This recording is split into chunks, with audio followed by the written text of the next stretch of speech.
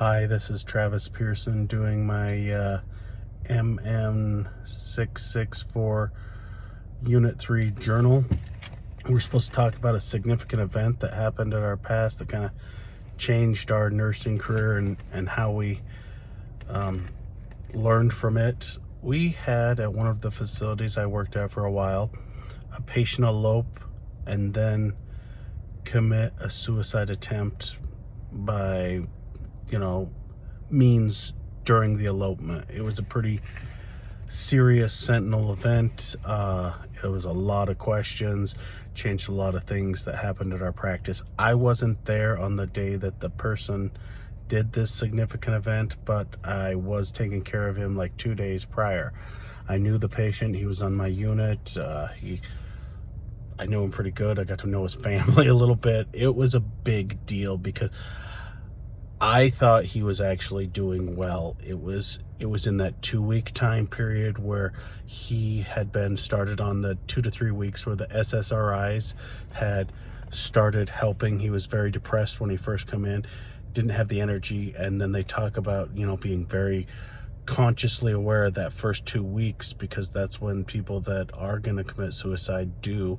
And you think about it, and in an inpatient psych facility you should be safe, but when somebody is in that state of mind and then has the energy and the means and has been thinking about it and masking the symptoms, as hard as that individual was, it was life-changing. So I completely take when a patient tells me that they're suicidal, even though we get thousands of patients that say they're suicidal when I really don't think they are. I still take it seriously.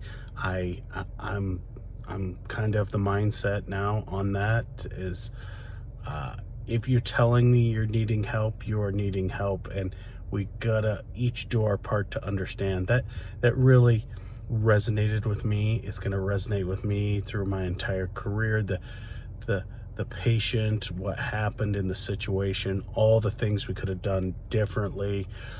Yeah, I think it was a big deal for me personally. I don't know if I completely will ever understand what the patient was going through and what the full extent of the circumstances was, but I will forever be changed on how I view people telling me that they're having suicidal ideations, and when they go into detail and say a plan, I will take it a lot more seriously from this day on. And as a provider, I will definitely take it seriously and make sure the patient is getting the inpatient treatment or the help they need. And if they are having suicidal thoughts at home, I will, if we have to physically call the police to come to their house to do a welfare check, I will do whatever's in my power to help them not go through with their intentions. So that's my journal. It was a little depressing this week just because I was trying to reflect on something that really changed how I view the situation and everything. So it was an eye-opening experience for me, and it basically changed how I view my suicide risk assessment. So that's my journal for this week. Thanks, Travis Pearson.